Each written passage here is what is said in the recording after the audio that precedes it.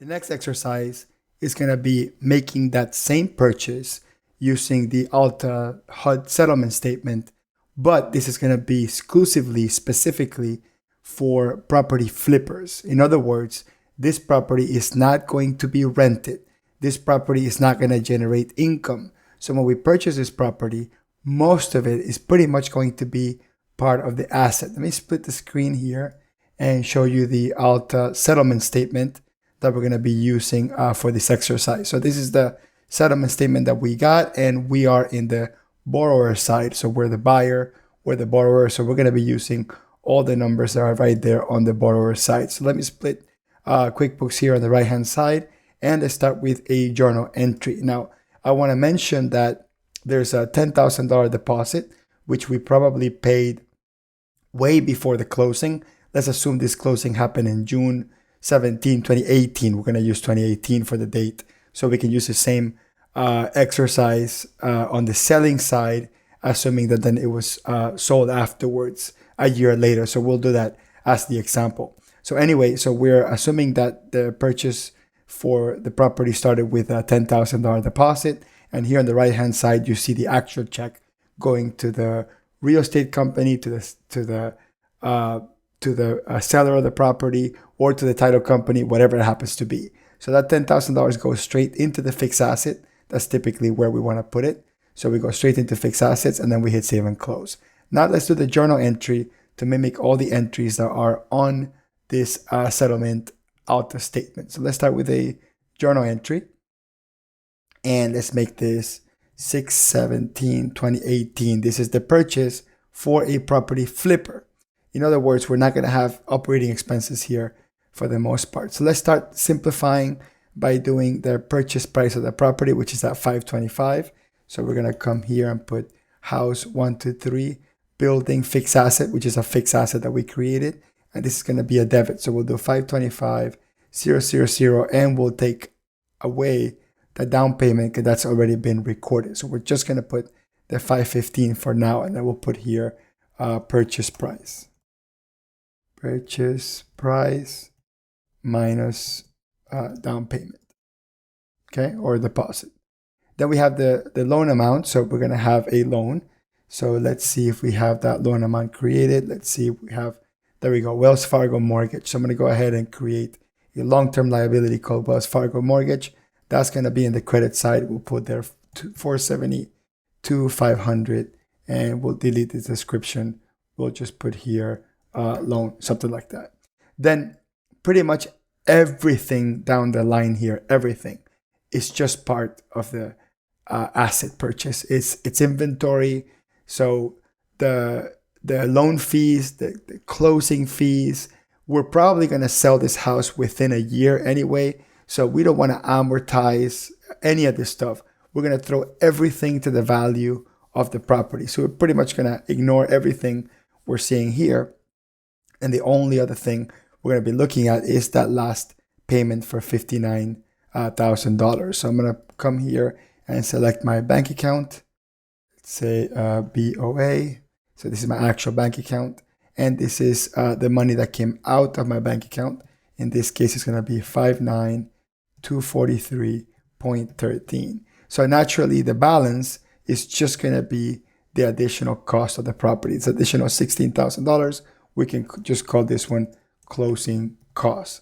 Now, if you are tracking the interest separately in the P&L as an operating expense, then you must extract the interest out of it. I'm throwing the whole thing to the value of the asset, but a lot of people like to split off the interest. And this is more of financial presentation, not so much tax, because tax can vary depending on how you treat the property. But if you are going to separate interest out of this, all you have to look for, it's any items that have to do with interest, like right here, prepaid interest. So that would be it. So we would come in here and take that amount out. So we'll come here to interest paid and put the dollar amount, which is 757.96, and we'll extract it from this one, 757.96, right? So that could be prepaid interest or something like that, okay? So, and you can take it one step further if you are going to separate property taxes as well, because I know a lot of folks like to throw the property taxes and the interest at least into the operating expense, then you will take it one step further and take a look at what property taxes are being charged here. So in this case, look at this property taxes for 6268.50, and then this adjustment, consequently those two things are in there, part of the property taxes. And then in here there's some additional county and city taxes being a proportion. So if you wanted to extract that, you would just make the sum in there and you would extract it out of the value of the property and you would put it to the operating expense. So it really depends on what is it exactly that you're not including as part of the original asset value. So I'm going to go ahead and click on Save and Close here. And then we're going to look at the balance sheet. So let's look at the balance sheet. There we go. So according to the balance sheet, my house is worth $540,985. If I click on that asset value, and I'll click here on all dates and click Run Report, so we can see it. We see the $10,000 down payment. We see the purchase price based on contract. And then these are essentially the $15,000, almost $16,000, all of our closing costs. If I go to my profit and loss report, and I'll do all dates here, I'm going to see the interest paid from that. So let's make the assumption. Let's now fast forward into the future, and let's make assumption that through that whole year, we added some costs to the property, right? So we added some improvements, and then we also paid down the mortgage. A couple of things happened along the way. So let me just enter a couple of entries for that. So let me enter a check here. I'm going to go into check, and let's say we paid a contractor of some sort, so a remodeling company, and we paid them $18,000. And let's say the category, I'm going to go to 123 house, that fixed asset in there. I can either throw it to the fixed asset because it's inventory, or if I wanted to separate it, I can do a sub account called improvements. I really don't care because I'm flipping this property. So everything I put into this property is part of my inventory value. Therefore, I don't need to separate this. I'm not going to depreciate it. I'm not going to amortize it. Everything is going to go pretty much to the value of the property. So I can put here remodel of kitchen, whatever it happens to be. And that's it. That would be the entry. So let me put, I'll put the beginning of the month for that. And then I'll go ahead and click on Save and Close. So now we're increasing the value of that property, and the P&L still only shows that interest charge. Now let's also make the assumption that there was a whole bunch of payments to the mortgage. So I'm just going to simplify my life, just do a quick journal entry. In the real world, you would see a whole bunch of payments hitting the interest and hitting the principal separately. But for now, we're just going to sort of simplify things, and we're going to enter a bunch of one entry here. So I'm going to go to BOA, and let's say that we had $88,000 come out of our bank. This is emulating a year's worth of mortgage. And then we'll do here, we'll go to Wells Fargo, and we'll lower that by 80,000. And let's say the balance was interest, right? Mortgage interest, whatever happens to be, right? So we're oversimplifying this, but let's say that's what happened. Over a year, we pay down our mortgage by 80,000. So I'm going to go ahead and click on Save and Close. Okay. So that's it. That's my interest paid. If I select all dates, I'm going to see the 8,000 plus the 757 that we had prepaid on the original closing document. So that's how you record the original purchase, and likely what's going to happen both to the P&L and the balance sheet as you start paying off that mortgage. Let's run the balance sheet. Notice that the property, it's worth a little bit more now because we had that those additional remodeling. Now, all right, so let's now fast forward a year, and let's take a look at what it would look like to sell this property. Okay, so I'm going to use the same document here, but now I'm going to look at the seller side just so you can see the seller side. And the only thing I'll ask you to do is just assume that the sales price went up by 100,000 here. So we're going to use 625 instead of 525. And then down here, the balancing entry will be the last money that you get in the bank. Just imagine there's going to be an extra one there, 195 instead of 95, just so we can see kind of the gain and the loss, or potential gain and loss in the process. So at this point, we don't see any deposits here anywhere. So there's no deposits to enter. So we don't need to enter the deposit from the buyer. But if there was one, we would enter that and apply the same logic. Let's go ahead and do a journal entry now to record the sale of the property. So this happened on June 17th, 2019. So we'll use that actual date.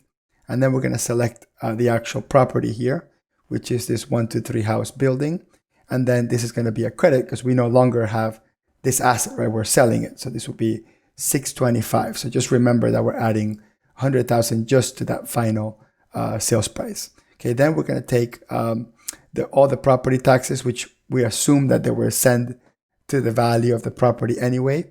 So all that stuff is going to be the value of the property. And the only thing that we're looking at potentially, it's any interest or prepaid interest charges, which looks like we don't have any of them. So we don't have to ignore. Everything else will be the value of the property. So the only big number to worry about here is this guy here, which is the mortgage payoff. So let's go ahead and do here Wells Fargo mortgage, because we're assuming this bank was Wells Fargo. And then the debit here to decrease the mortgage balance in this case would be 395,656.81. Okay, so that gives me those two entries over here. And then finally, I have the money being coming into the bank, which we said we're going to add 100,000 to that. So that would be 195. So we'll put here Bank of America, and that's going to be coming into the bank 195,212.86. And then there's going to be a balance. Okay, the entry is not balanced. That's going to be your closing cost, right? What it costs you to sell that property. Now, some people, what they like to do is they like to separate the closing costs and put that already in the in the profit and loss report, so they can see the difference between the basis of the property, the improvements, and then the closing costs. It's really up to you how you want to do it. I'll kind of do it both ways to show you. So let's start with the simple one, which is I'm just going to make it part of the value of the property. So here's my $34,000. These are my closing costs. Okay, there's commissions, there's document stamps, there's all sorts of things in there. There's some property taxes, right? Some balances in property taxes, some seller credits, that sort of thing. So this is the contract sales price, and we have the closing costs, and we have the money coming into the bank. Okay, that's perfect. It's beautiful.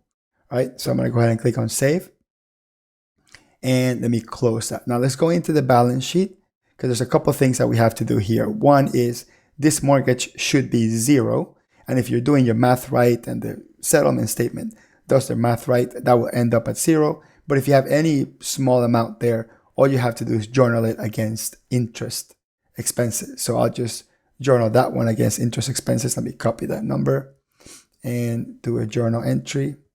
And then we'll do Wells Fargo interest, or Wells Fargo mortgage, and increase that liability. And the difference would be interest expense, right? So that could have been a miscalculation when I was making the mortgage payments of that sort. So that's 0 now. Beautiful. Now, this other difference here, this would be my gain or loss. So I have to send that into my P&L. So I'm going to take this number here and do a journal entry. And then we do 123 house building. And then we're going to do a debit because we're going to need to increase that asset. And this is going to be gain, which I have an account called property loss gain. I'm just going to call this one proceeds, and then click on save and close. Now the property is 0. We got rid of our inventory. Let me go to my profit and loss to see what this looks like.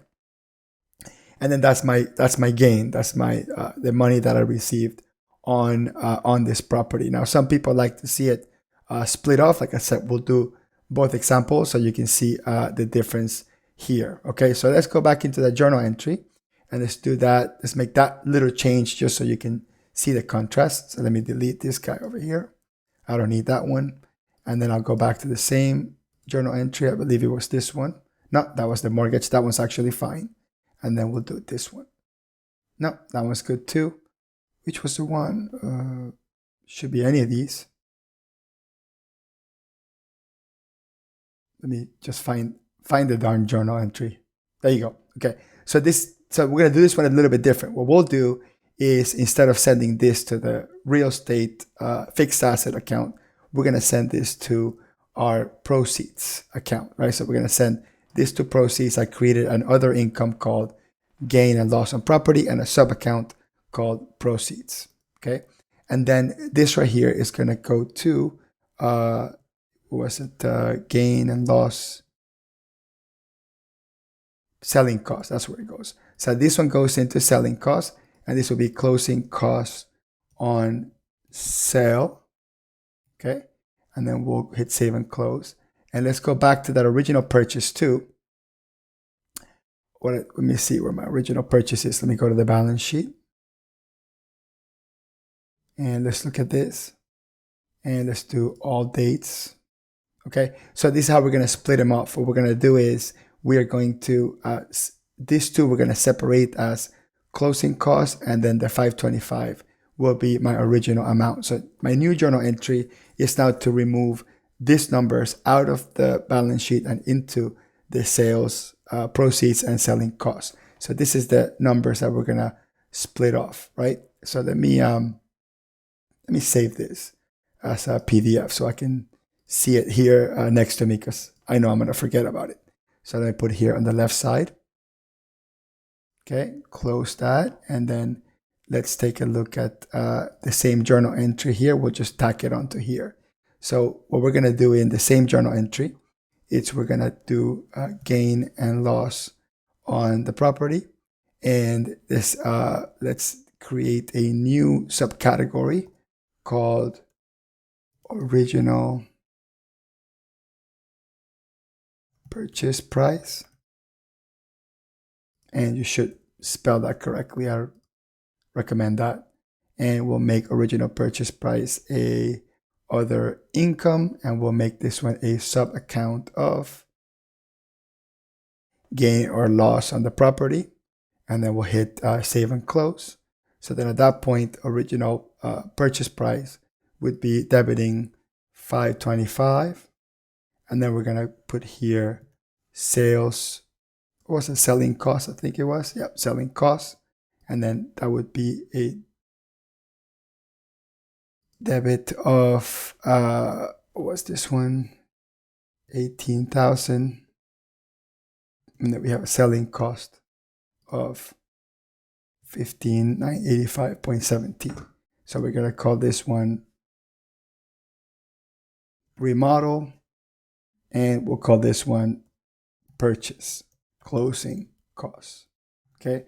That way we can, if you want to have that history really, really clear, you can do that. And then at the end, we're going to have our proceeds. Actually, we already had our proceeds. We have to bring down this asset actually. So let's do 125 building.